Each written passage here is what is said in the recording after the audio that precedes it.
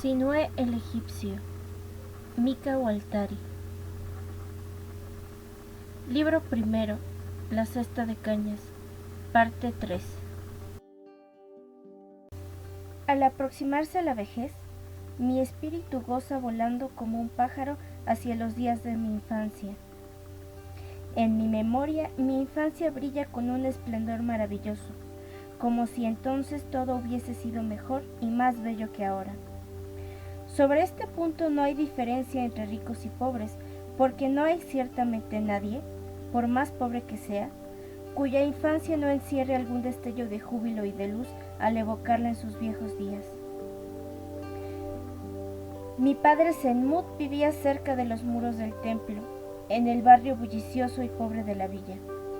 No lejos de su casa se extendían los muelles del río, arriba, donde los barcos del Nilo descargaban sus mercancías.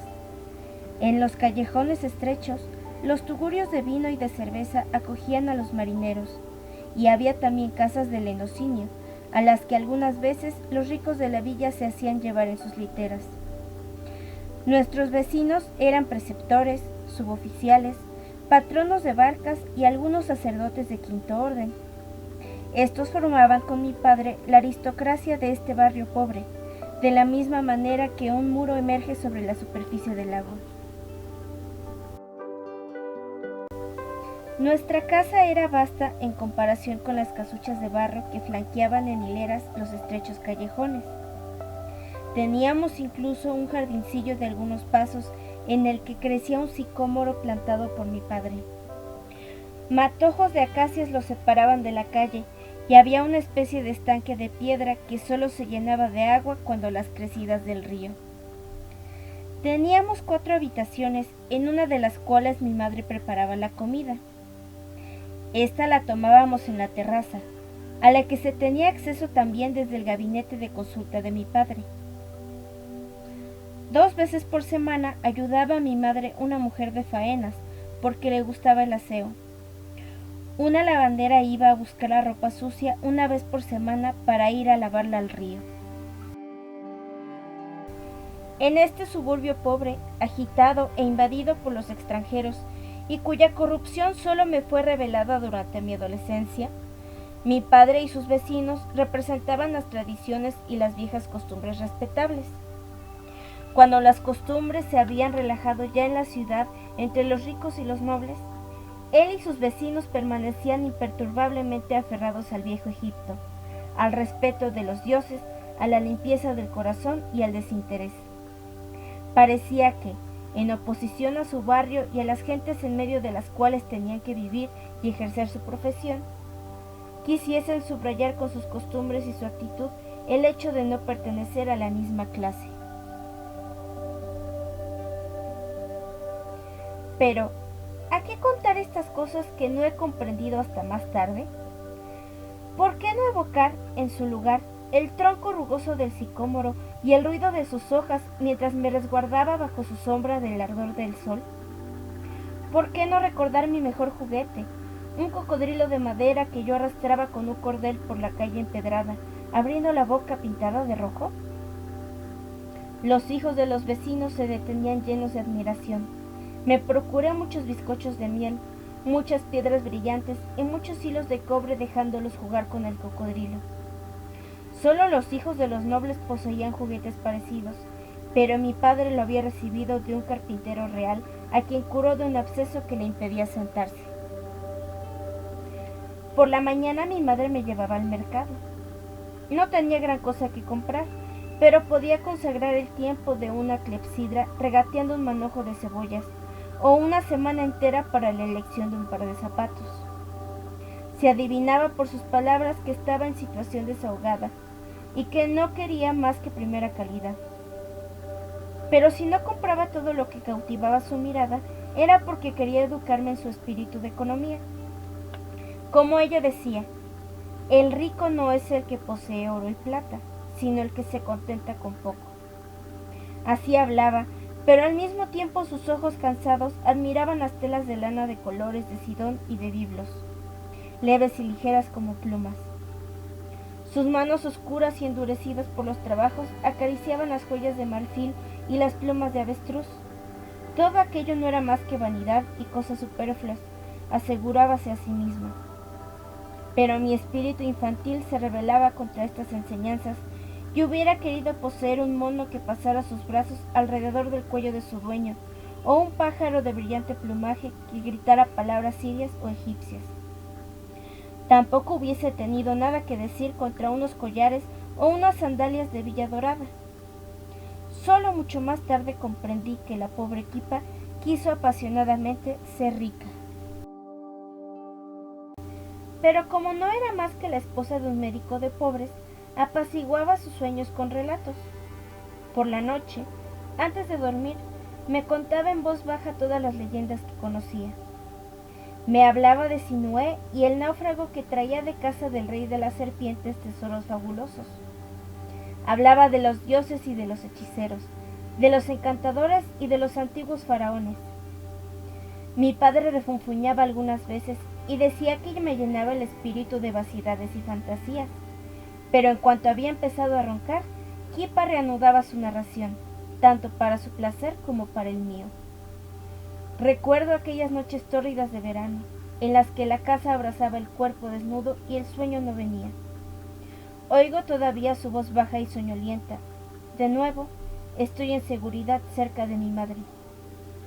Mi verdadera madre no hubiera podido ser para mí más dulce y más tierna que la simple y supersticiosa Kipa, en cuya casa los narradores ciegos o lisiados tenían seguridad de encontrar una buena comida. Los cuentos me divertían el espíritu y me servían de contrapeso contra la calle bulliciosa, hogar de moscas, lugar impregnado de innumerables olores y pestilencias. A veces, viniendo del puerto, el aroma salubre del cedro y de la resina invadían el callejón. O bien, una gota de perfume caía de la litera de una mujer noble que se inclinaba para regañar a la chiquillería. Por la tarde, cuando la barca dorada de Amón descendía hacia las colinas de Occidente, de todas las terrazas y de todas las cabañas salía el olor a pescado frito que se mezclaba con los efluvios del pan fresco. Este olor de barrio pobre de Tebas, aprendí a amarlo desde mi infancia y no lo he olvidado jamás. Durante las comidas recibí también las primeras lecciones de mi padre.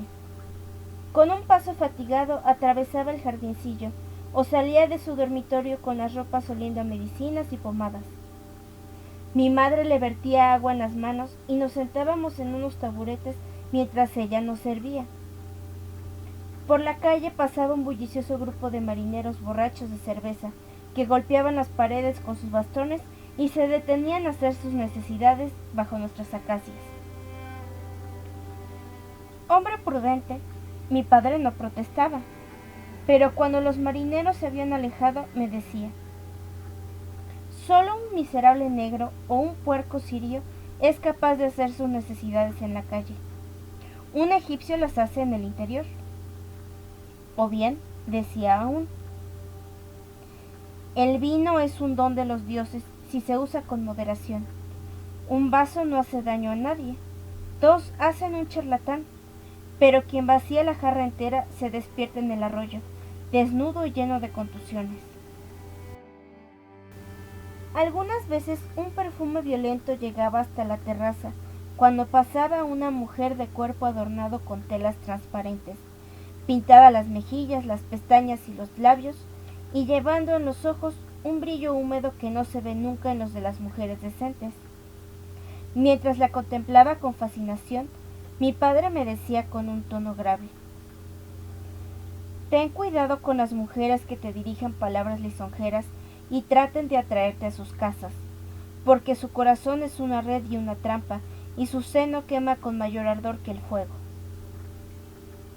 ¿Es acaso sorprendente que, después de estas enseñanzas, haya sentido horror hacia las jarras de vino y hacia las bellas mujeres que no se parecen a las otras?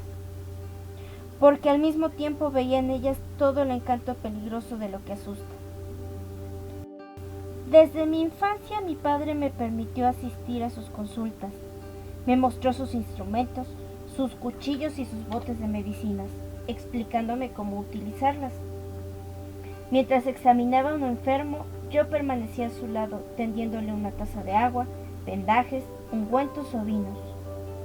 Mi madre, como todas las mujeres, no podía ver los abscesos y las heridas y jamás aprobó mi infantil interés por las enfermedades. Un chiquillo no comprende los dolores y los sufrimientos hasta haberlos experimentado. Abrir un absceso era para mí una operación apasionante y hablaba con orgullo a los demás chiquillos de todo lo que había visto, para suscitar su admiración. En cuanto llegaba un enfermo, seguía atentamente los ademanes y preguntas de mi padre hasta el momento en que decía: la enfermedad es curable, o bien, voy a cuidarlo. Pero había casos en que no creía que pudiese sanar. En este caso, escribía unas palabras sobre un trozo de papiro y mandaba al enfermo a la casa de la vida, en el templo. Después lanzaba un suspiro, movía la cabeza y exclamaba: pobre hombre. No todos los enfermos de mi padre eran pobres. De las casas de placer le traían algunas veces, por la noche, algún hombre con vestiduras de lino, y los capitanes de navíos sirios iban a verlo por un absceso o un dolor de muelas. Por esto no me sorprendió un día ver a la esposa del droguero entrar en casa de mi padre con todas sus joyas. Suspiró, gimió y enumeró todas sus penas a mi padre, que la escuchaba atentamente. Quedé muy decepcionado cuando le vi coger el trozo de papiro para escribir, porque había esperado que la pudiese curar, lo cual nos hubiera procurado muchas golosinas. Esta vez fui yo quien, lanzando un suspiro, moví la cabeza y exclamé: pobre mujer. La enferma tuvo un sobresalto y dirigió a mi padre una mirada asustada. Pero mi padre cogió algunos caracteres antiguos y unos dibujos de un viejo papiro usado. Vertió aceite y vino en una copa e hizo macerar el papel hasta que la tinta se hubo disuelto en el vino. Vertió después la poción, recomendando a la mujer que la tomase en cuanto tuviese dolor de cabeza o de estómago. Cuando salió dirigió una mirada de asombro a mi padre. Él quedó confundido, tosió ligeramente y me dijo: hay muchas enfermedades a las que la tinta, utilizada como remedio, puede curar. No dijo nada más, pero al cabo de un rato, a media voz, añadió: en ningún caso este remedio puede hacer daño al enfermo. A los 7 años recibí la vestidura de adolescente, que ciñe los riñones, y mi madre me llevó al templo a asistir a un sacrificio.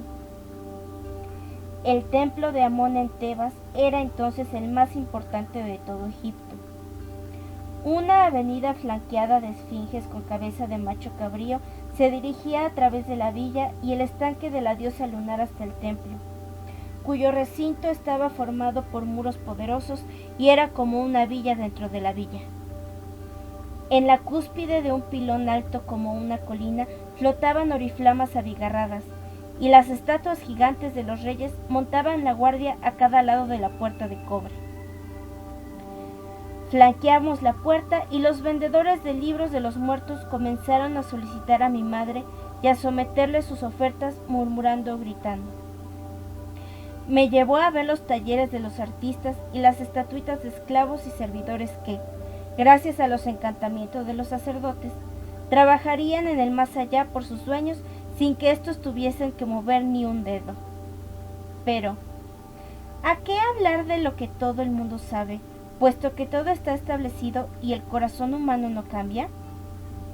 Mi madre pagó la suma exigida para poder asistir al sacrificio, y vi a los sacerdotes de blancas vestiduras inmolar y descuartizar un buey que llevaba entre los cuernos un sello atestiguando que era inmaculado y no tenía un solo pelo negro.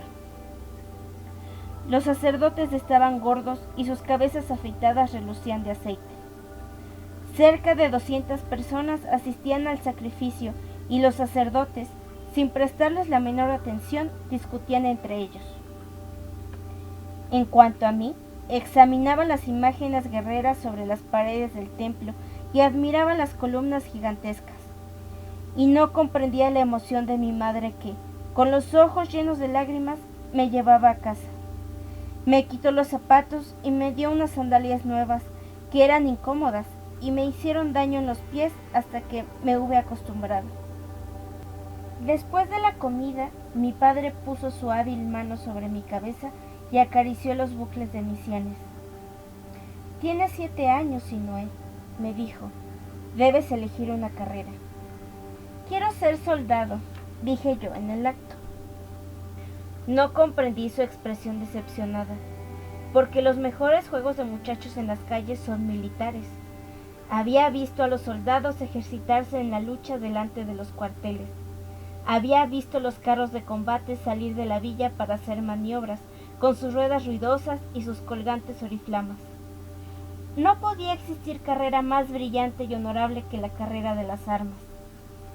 Un soldado no necesita saber escribir, y esta era para mí la razón principal de mi elección, porque mis camaradas me habían contado cosas terribles sobre las dificultades de la escritura y la crueldad de los maestros, que le arrancaban a uno los cabellos si tenía la desgracia de romper la tablilla o el estilete.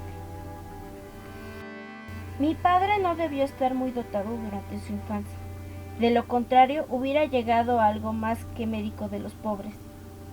Pero era concienzudo y no perjudicaba a sus enfermos, y en el curso de los años había llegado a acumular experiencia. Sabía también cuán obstinado yo era, pero no protestó de mi decisión. Pero al cabo de un rato pidió a mi madre una jarra vacía, entró en su habitación y vertió en ella vino ordinario. «Ven, Sinue», dijo llevándome hacia la ribera. Yo la seguí sorprendido. En el muelle se detuvo para observar una barcaza de la cual unos hombres sudorosos, con la espalda encorvada, sacaban mercancías embaladas en telas cosidas. El sol se ocultaba detrás de la colina, sobre la villa de los muertos.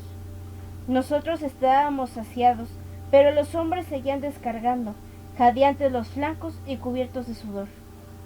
El capataz los excitaba con su látigo, y, tranquilamente sentado bajo un toldo, un escriba iba anotando la carga. «¿Quisiera ser como ellos?», me preguntó mi padre. La pregunta me parecía estúpida y no contesté, pero miré a mi padre, sorprendido porque nadie podía querer ser como aquellos hombres. «Trabajan desde primera hora del día hasta tarde de la noche», dijo mi padre Senmut.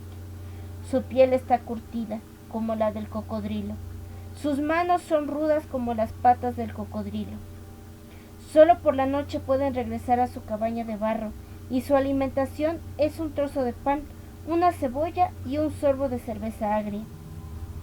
Esta es la vida de los descargadores. Esta es también la del labrador. Tal es la de todos los que trabajan con las manos. Tal vez no lo envidiarás». Moví la cabeza y lo miré sorprendido. Yo quería ser soldado y no cargador o abrir surcos en la tierra, regar los campos o ser pastor mugriento. «Padre», dije yo mientras andábamos, «la vida del soldado es bella. Viven en los cuarteles y comen bien. Por la noche beben vino en las casas de placer y las mujeres los ven con benevolencia. Los mejores de entre ellos traen botín y esclavos que trabajan por ellos y ejercen un oficio por cuenta de ellos. ¿Por qué no sería yo soldado?». Mi padre no contestó, pero apresuró el paso. Cerca de un depósito de inmundicias, en medio de un enjambre de moscas que revoloteaban en torno a nosotros, se inclinó para dirigir una mirada a una cabaña baja. «Intef, amigo mío, ¿estás ahí?», dijo.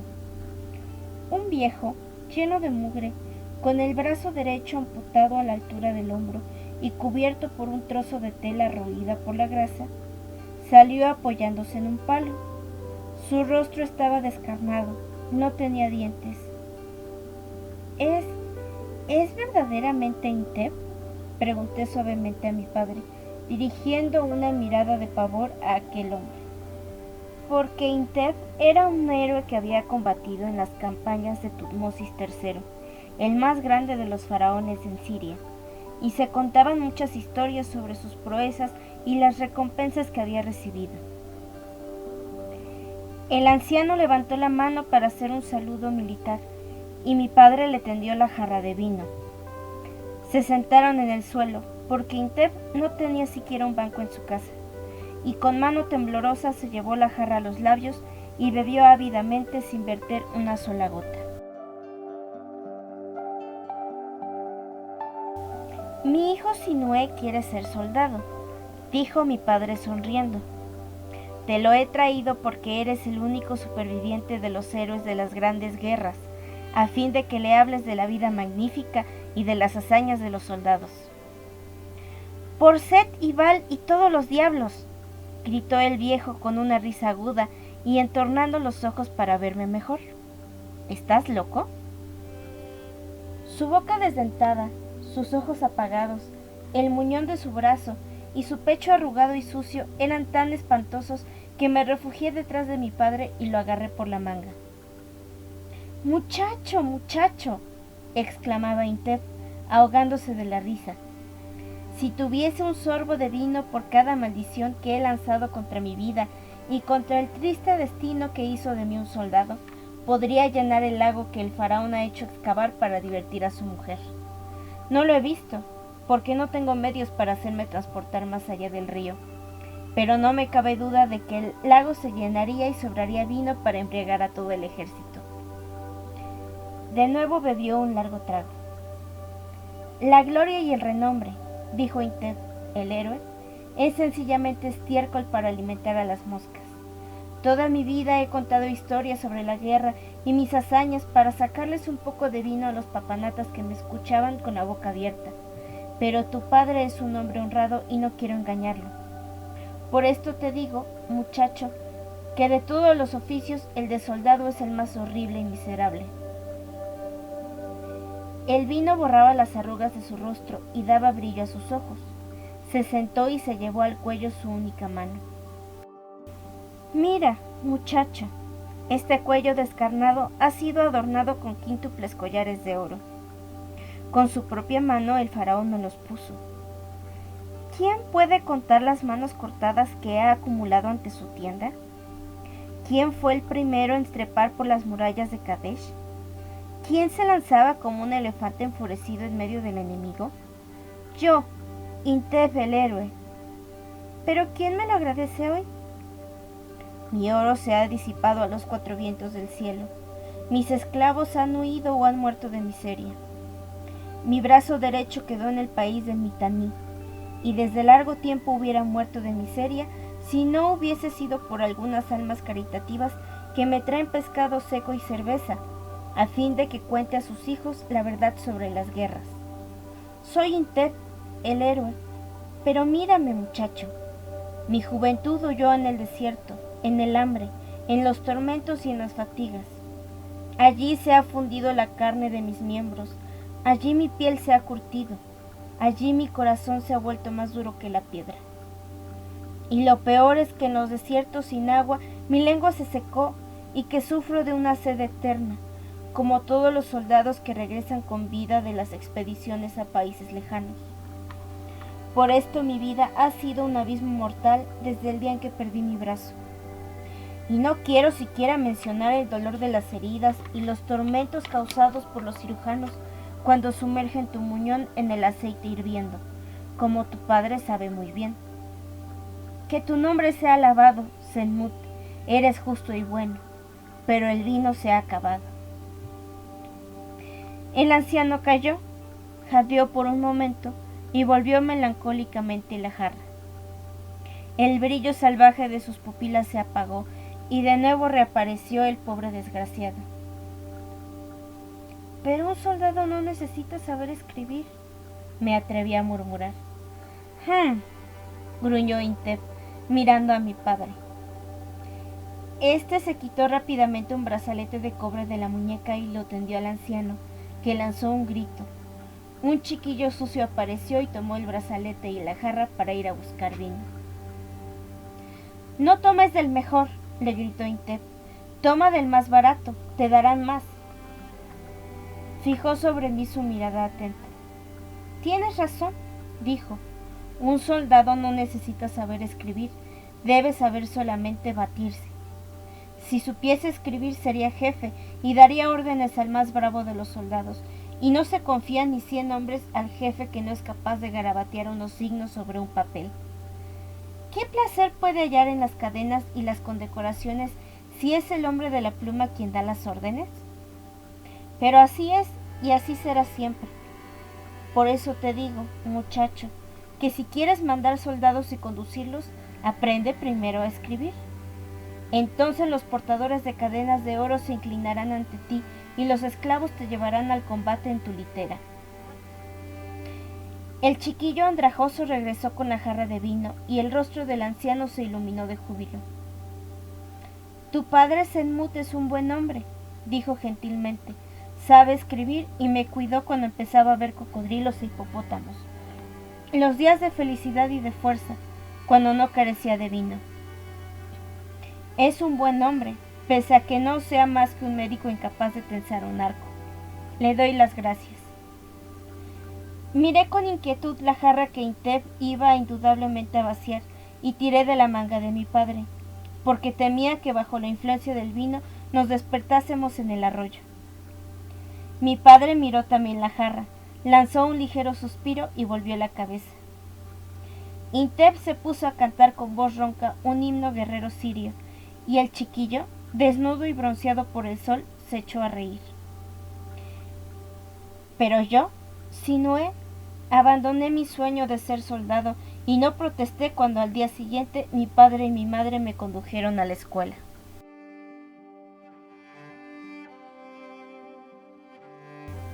Fin de la parte 3.